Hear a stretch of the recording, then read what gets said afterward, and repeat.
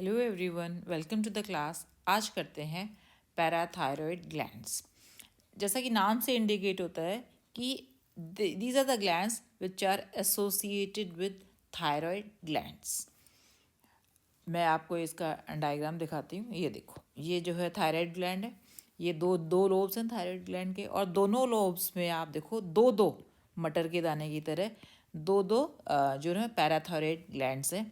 अगर हम इनका वज़न देखें तो एक ग्लैंड का अराउंड 0.25 ग्राम जो है वो 0.5 ग्राम एक पैराथायरॉयड ग्लैंड का 0.5 ग्राम वज़न है, और ये ऑलमोस्ट येलोइश इन कलर्ड है।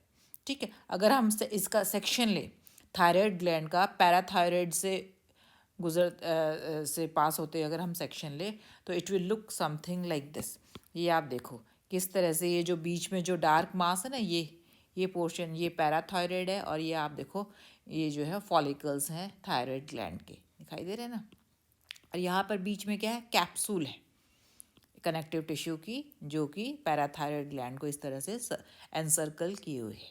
ठीक है, अगर हम इसका डायग्रामेटिक व्यू दिखाएं तो ये देखो, इफ़ यू सी ये किस तरह से आप देखो, ये जो है फॉलिकल्स हैं थायराइड ग्लैंड के, और ये देखो एक कैप्सूल है कनेक्टिव टिश्यू की, जो कि थायराइड ग्लैंड को पैराथायरॉयड ग्लैंड से सेपरेट करती है।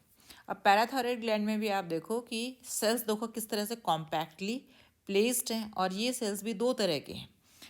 कुछ सेल्स आपको देखिए थोड़े से लार्जर हैं और थोड़े से डार्क इन कलर हैं, जिनको कहते हैं ऑक्सिफिल सेल्स। ये थोड़े से दूसरे सेल से थोड़े लार्जर इन साइज़ है, और इनका जो साइटोप्लाज्म है वो डार्कली स्टेन्ड है। ठीक है, otherwise oxyphil cells are few in number. इसके अलावा जो मेजर सेल्स है, मेजर टाइप ऑफ सेल है, वो है प्रिंसिपल सेल्स, या इनको चीफ सेल्स भी बोलते हैं। ठीक है, तो ये जो चीफ सेल्स हैं, इफ़ यू सी, ये सेल्स जो हैं these are the main cells which secrete the hormone which we call as parathormone. ठीक है, और ये पैराथॉर्मोन अगर हम देखें तो it is a polypeptide which is made up of around 84 amino acid. Parathormone को कॉलिप्स हार्मोन भी बोलते हैं।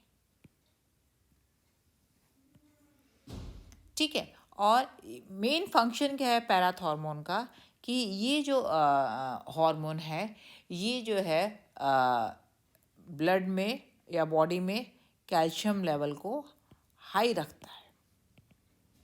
कैल्सिटोनिन क्या करता है, कैल्सिटोनिन कैल्शियम लेवल को लो रखता है, और पैराथॉर्मोन क्या है, कैल्शियम लेवल को हाई रखता है। यानी कि ये दोनों हार्मोन जो है एक दूसरे को एंटागोनाइज करते हैं। एंटागोनाइज इस तरह से करते हैं ताकि बॉडी में जो कैल्शियम लेवल है वो मेंटेन्ड रहे। ठीक है, तुम्हें पता है कि बॉडी में जो नॉर्मल लेवल ऑफ कैल्शियम जो रहना चाहिए वो है 8.4 to 9.4 mg/100 ml of blood. ये जो है नॉर्मल वैल्यू है। ठीक है, पर क्या होता है कि जब कैल्शियम लेवल 8.4 से भी कम हो जाता है, यानी कि जब कैल्शियम लेवल बॉडी का जो नॉर्मल वैल्यू से भी उसकी वैल्यू कम हो जाती है, तो जो है एक फीडबैक, नेगेटिव फीडबैक मैकेनिज्म जो है वो कंट्रोल करता है। लो लेवल ऑफ कैल्शियम क्या करेगा, ये पैराथॉर्मोन को स्टिमुलेट करेगा, पैराथायरॉयड ग्लैंड को स्टिमुलेट करेगा to release hormone that is parathormone. अब देखते हैं कि जो पैराथॉर्मोन का सिक्रीशन है वो कैसे कंट्रोल होता है। पैराथॉर्मोन का जो सिक्रीशन है वो फीडबैक मैकेनिज्म से कंट्रोल होता है, यानी you can say it is feedback control.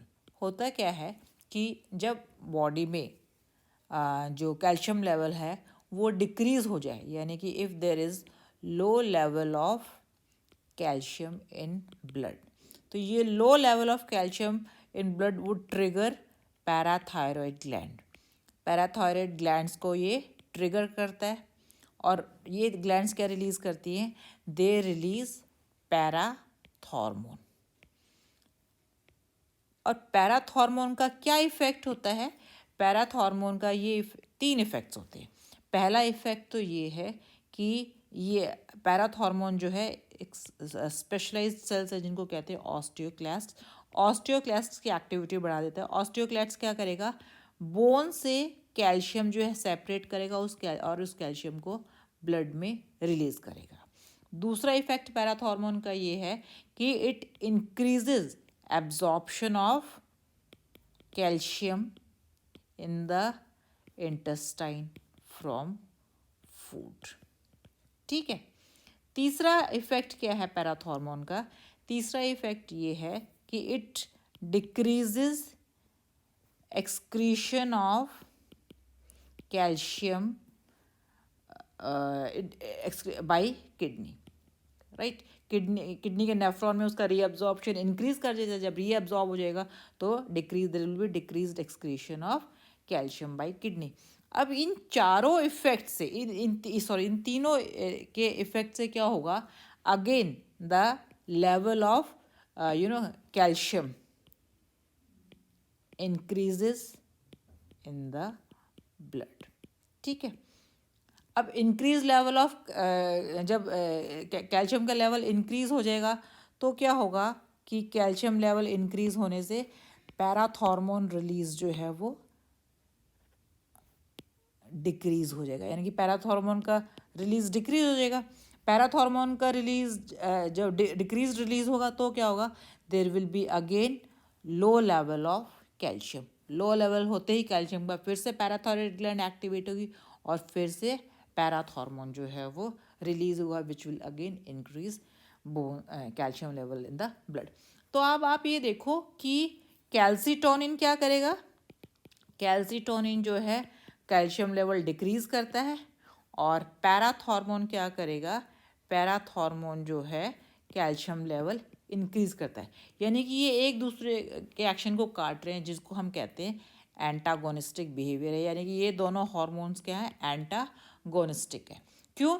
ताकि एंटागोनिस्टिक इसीलिए है ताकि बॉडी में ये कैल्शियम और फॉस्फेट लेवल जो है वो बैलेंस करके बॉडी का बैलेंस्ड रखें, calcium and phosphate level.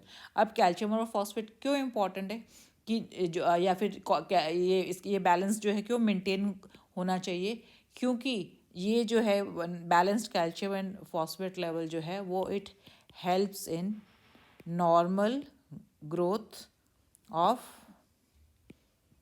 Bones and teeth. ठीक है। दूसरा क्या लेवल क्या ज़रूरी है कैल्शियम फॉस्फेट नॉर्मल लेवल, कि जो नॉर्मल मसल कॉन्ट्रैक्शन होता है वो भी इसी कंडीशन में होता है। नॉर्मल मसल कॉन्ट्रैक्शन के लिए रिस्पॉन्सिबल है ये। ठीक है। दूसरा थर्ड इफेक्ट क्या है कि नर्व इम्पल्स कंडक्शन भी तभी होगा जब वो नॉर्मल रेंज में होंगे कैल्शियम एंड फॉस्फोरस। ठीक है। चौथा क्या है कि calcium is important for blood clotting also. तो अब आप देखो कि जो नॉर्मल लेवल मेंटेन रखना क्यों ज़रूरी है, बिकॉज ये चारों फंक्शन उसके बिना नहीं होते हैं, right. Now we come to disorders of parathyroid glands और या disorders due to parathyroid glands. वो क्या क्या है? पहला है अगर हाइपोसेक्रेशन हो जाए, hyposecretion of parathormone you can say, या हाइपोसेक्रेशन ऑफ पैराथायरॉयड ग्लैंड, इसको हम हाइपो पैराथायरॉयडिज्म भी बोल सकते हैं।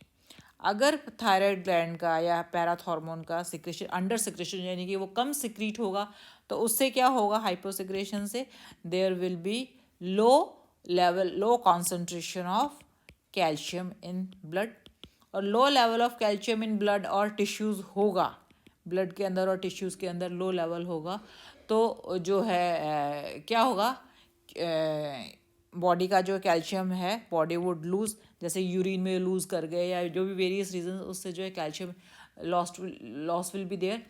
इससे क्या होगा कि लो लेवल ऑफ कैल्शियम होने से जो एक्साइटेबिलिटी है न्यूरॉन्स की वो बढ़ जाएगी, there will be excitability of nerves, muscles की एक्साइटेबिलिटी बढ़ जाएगी, ठीक है ना। उससे क्या होगा कि बॉडी में क्रैम्प्स आएंगे। देखो मसल्स की एक्साइटेबिलिटी के कारण तो बॉडी में क्रैम्प्स आएंगे, और नर्व्स की एक्साइटेबिलिटी की वजह से दौरे आएंगे, जिसको हम कहते हैं कन्वल्जन्स, यानी कि बॉडी में क्रैम्प्स और कन्वल्जन जो है वो शुरू होंगे। और अगर जो है क्रैम्प अगर सस्टेन्ड रहे, या सस्टेन्ड जो है मसल्स जो है वो कॉन्ट्रैक्ट, मसल्स जो है कंटिन्यूसली कॉन्ट्रैक्ट करें, जिसको हम कहते हैं सस्टेन्ड कॉन्ट्रैक्शन रहता है, तो उससे क्या होगा, उस कंडीशन को बोलते हैं टेटेनी। टेटेनी सस्टेन्ड कॉन्ट्रैक्शन ऑफ मसल्स, ठीक है ना। उससे जो है क्या होगा कि जो लैरिंग्स है, यानी कि हमारा जो वॉइस बॉक्स है, उसकी मसल्स कॉन्ट्रैक्ट करेंगी। फेस है, हैंड्स हैं या फीट है, ठीक है ना, उनमें जो है सस्टेन्ड कॉन्ट्रैक्शन होगा। और इन ऑर्गन्स के सस्टेन्ड कॉन्ट्रैक्शन को बोलते हैं पैराथायरॉयड टेटेनी।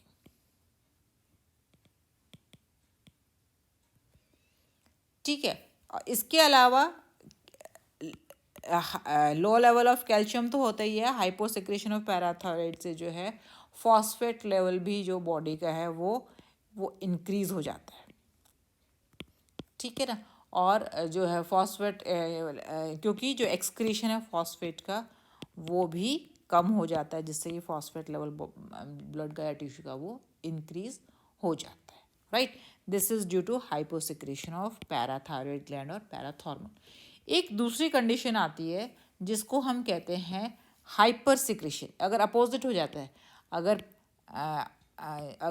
यानी कि हाइपर सिक्रेशन ऑफ पैराथॉर्मोन हो जाता है, यानी कि पैराथॉर्मोन जो है ज़्यादा अमाउंट में प्रोड्यूस होता है, ये आर है, ठीक है ना। उससे क्या होगा कि ये जो है बोन्स से कैल्शियम लेवल बढ़ाने के लिए पैराथॉर्मोन जो है बोन से काफ़ी कैल्शियम जो है वो ड्रॉ कर लेगा। उससे क्या होगा, ज़्यादा कैल्शियम ड्रॉ करने से बोन्स जो हैं वो क्या हो जाएंगे, सॉफ्ट हो जाएंगे। और सॉफ्ट होने के कारण बोन्स में क्या आ जाएगी, बेंडिंग हो जाएगी, बेंड करेंगे बोन्स। और इस कंडीशन को, softening and bending of bones को क्या बोलेंगे, ऑस्टियोपोरोसिस। यानी कि हाइपोसेक्रेशन ऑफ पैराथॉर्मोन से क्या होगा, ऑस्टियोपोरोसिस कॉज होगा, ठीक है। ये काफ़ी कॉमन है विमेन में, खासकर जो मेनोपॉज में पहुंच गई है।